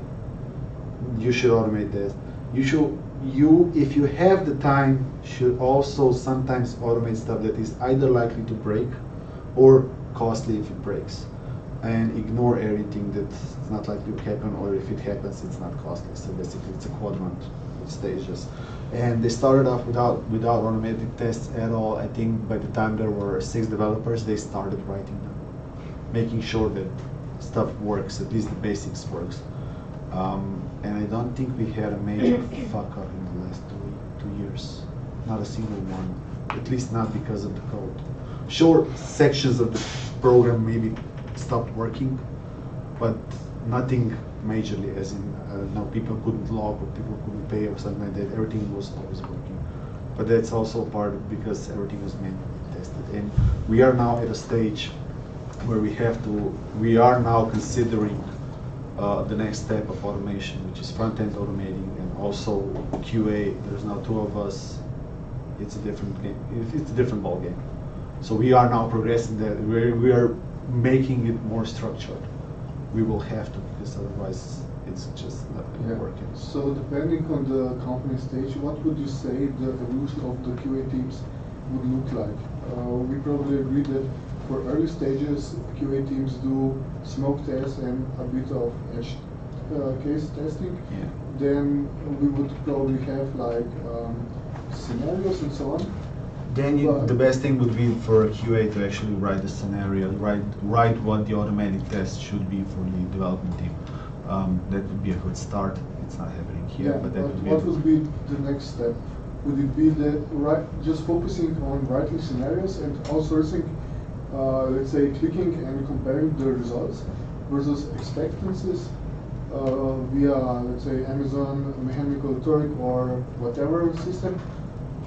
Or would you say that also big companies, like when they are transitioning from the startup phase to an enterprise, that they would also have to have QA teams which would do every kind of testing in-house? That's really expensive. That is expensive, exactly. Manual testing is expensive. Yeah, and it doesn't scale. And it doesn't scale, yeah. There's also one thing that investors usually demand for the development teams to be in-house. We have one case where they got an investment and decided to make their own development team. This was the condition to get this was a investment. condition to get the investment. Unfortunately, that kind of failed, but it was because of development. In our case, it's a bit. They decided that it's going to be cheaper for them to have an external team, which is us. Also because we cooperated so well, because we know each other so well, despite all the code being ours, it still works. But usually, yeah, they get an in-house team, and then you got a problem, because development teams are costly, especially if you have it in-house, and QA is most of the time the first thing that's going to be cut out. So you're going to have a development team without a QA person behind it for a while then.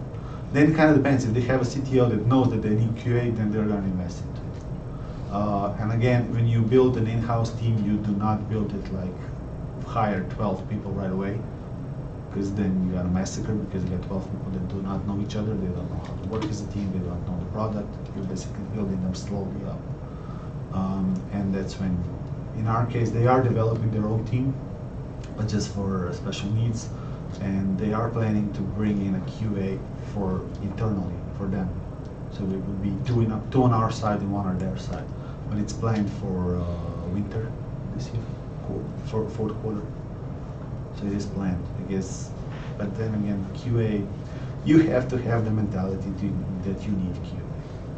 Yeah, I'll be honest here. I mean, it's not an easy question to ask, and you'll get different answers from different questions. Yeah. It also depends if you're, an agency or a company that's outsourced, or if you're building your own product.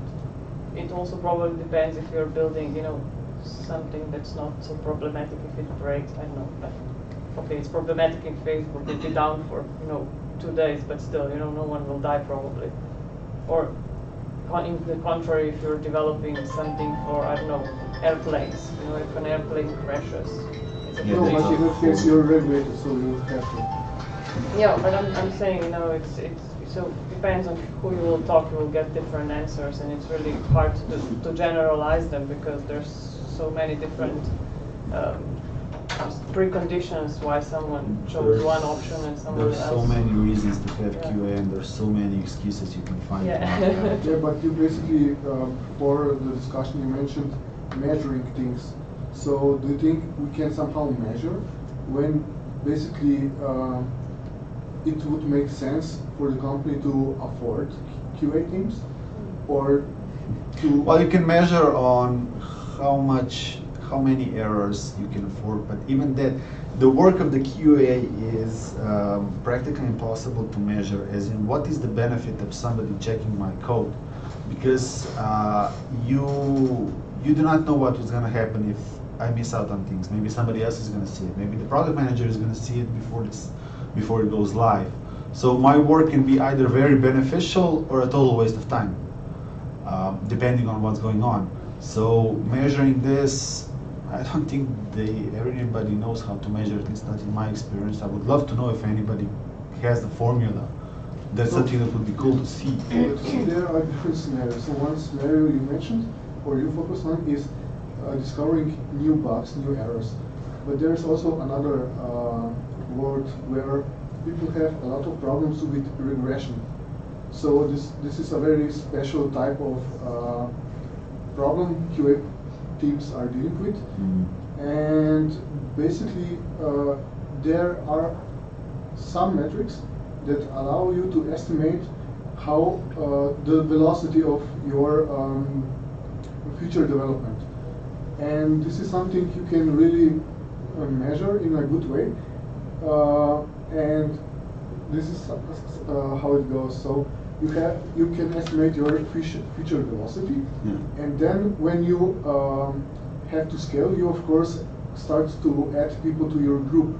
So you have 10, 11, 12 developers, and what happens in certain projects is that the future velocity drops or starts dropping. This is either because of the onboarding time for new people, because Tom needs help from the senior developer to explain him things, but also, let's say, after 6 months, which is when we can be assured that the onboarding process is finished, the velocity is still dropping. So this somehow signifies that there is a lot of technical debt, which causes the regressions. So in cases like that, and with similar metrics, perhaps one could measure and say, if we are below 1.3, we need a QA team. You know what's the funny paradox? You introduce QA, velocity is going to drop to hell. Because QA is going to start finding bugs, and they're going to waste time fixing those bugs that they made. So velocity will appear to fall, but the end product will be better. But that's the problem, because QA is going to introduce problems into the team. It's going to introduce extra work. But my case is that the drop of the velocity will be only a local phenomenon. But on a more global scale, let's say on a scale of half a year, the velocity will have the, let's say, the opportunity to rise, because we will not have so much more regression bugs and things like that. Maybe just one argument for QA.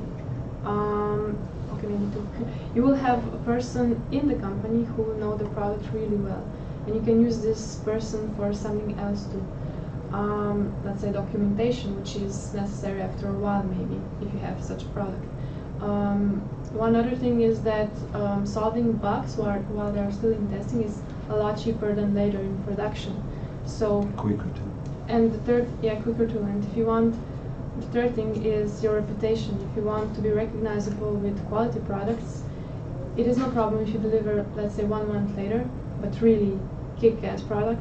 But if you will deliver crap 1 month early, someone else will come along and deliver something exactly the same, but it will look better, it will function better, and I will just delete the app that doesn't work and install the other one. The concurrence is just too big to afford bugs in production. One thing Jasmina mentioned, I think is really important. When you have QA in-house, you will have one person who really knows the product. As strange as it might sound, it's not usually the product manager or project manager or someone like that who knows the product the best, but it's usually the QA.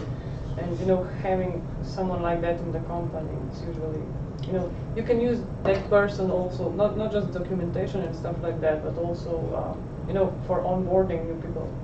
Or this is something how to do something. Yeah, things like that. So or presentations, because you have also presentations for other customers maybe or something like that, and you can still present and do everything. And since your GUI is better than someone else's, like the developer he talked before, it's a little bit more, the approach is easier. So you would say what you see, what is possible, how it works, and so on and so on. So I think some of you said earlier that you basically just report issues, and then it's up to project managers or product owners or whatever to prioritize the issues. My question is, do you guys ever do you have an active role in this prioritization process? Yes, for exactly the reasons that you just we mentioned? have an understanding in our team that the smaller decisions are actually up to me, because the product managers in our case are all in London. All 4 of them are in London, while the 15 development team is here. So it's easier for quick decisions. Basically, I make the little changes that need to be done, I make them. I do, however, still report them to the product manager, as in today we discussed this, we decided this and this and this, and they usually just go with the flow, as long as the main idea is still the same. But the one thing that we take advantage of my position is that because I'm on all the meetings, I know every planning that's doing, every grooming, I know everything that's going to be doing, and what's going to be done, and that's going to be planning. I can actually talk to the developers and explain to them what needs to be done. As in just a case today, a product manager wrote a story which was not a bad one. I have to admit it was a pretty good one, but I understood it differently than the developer. And we had a 15-minute discussion as into what the product manager actually thought about. And he had a completely different idea what he was supposed to do. So if we didn't have that discussion, he would waste a day and a half making something that would in the end be wrong. So the QA's role is not just testing, it's, at least we try to do it a lot more. QA here is involved in as many plannings on your side, as many plannings as possible, because the only way to test something is if you know how it's supposed to work.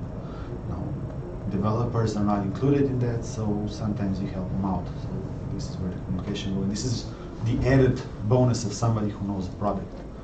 And I think there's probably only 2 people in the company, even on their side, that know the product more than I do. It's the CTO and head of product.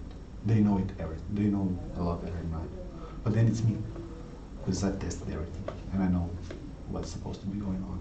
And I can help out the developers, as in even on dailies. I'm actually involved in 3 different dailies in a row. Same team, but split in 3 days. And if somebody says, okay, I'm going to be doing this, I always think in my mind, okay, the other developer 2 weeks ago changed that. Perhaps you should talk to him, just in case. And that actually prevents a lot of errors. Because they don't know what the other team is doing, most of the time, some of the time. And you're there to point out that he was changing something there. Maybe you should talk to him before you start training, just to make sure. Or, I don't know, point out differences.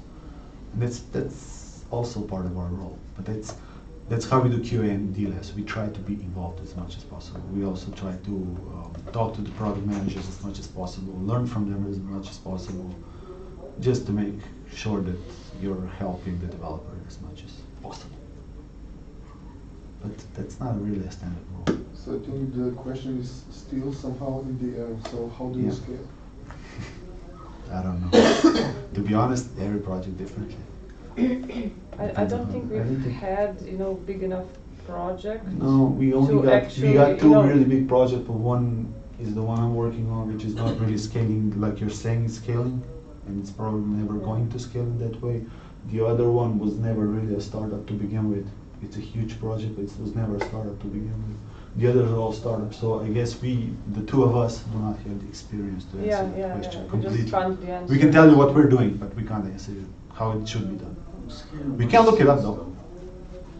So let's say you're Bringing your a startup and you're seeing That's always a good idea. similar growth to, let's say, Facebook. So you started with 2 QA persons, and how do you now scale? You can't do it any more manually. Yeah, I thought so. I mean, from my perspective, a lot of things we've been talking about, I might be a bit biased here, I'm trying, but come from implementing a more, a cascading, nobody say waterfall out loud approach. When we get to handovers to testing and the QAs and the labs are at fault and you're scaling, a certain function, right? That has kind of been proven that that will not work at all, right? If you want to scale manpower, you scale team by team by team. But what you can do is add another cross-functional team. So you don't add 2 more testers, but you add an entire team that can do everything by themselves. Okay? In that sense, at least in my experience, on one of the projects we went from 20 to 200 in half a year, people. Right? You do get overhead, and you have to think about how do you align these teams between each other and stuff like that. But adding people, in personal experience from one of my teams, going from 9 people to 10 people, diminished productivity of that team. So just one person.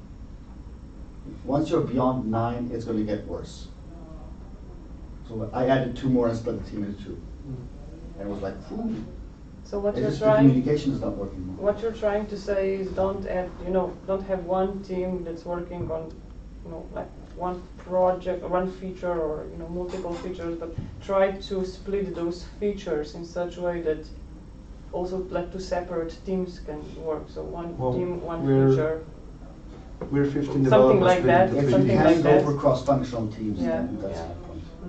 I guess we're 15 developers split into 3 teams. You're what, 15 into 2?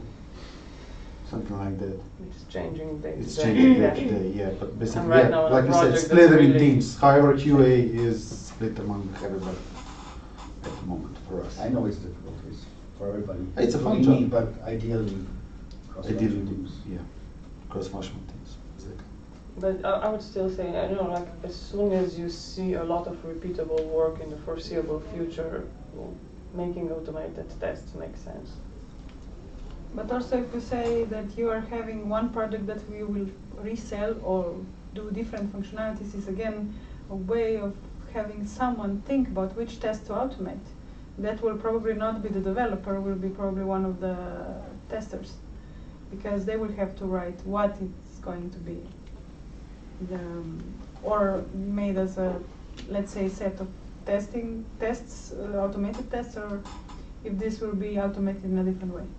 And also testers learn. We have a lot of testers that started as, okay, I will do just a Selenium test. And then now they're professionals because they wanted just to do a Selenium test.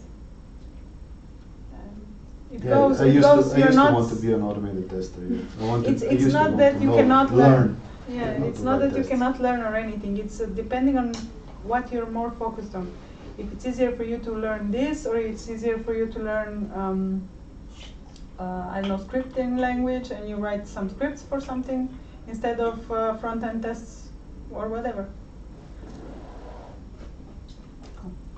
Any other questions? Because it's quite late now. I don't want to drag you too long, so thank you everybody for coming over. Thank you. And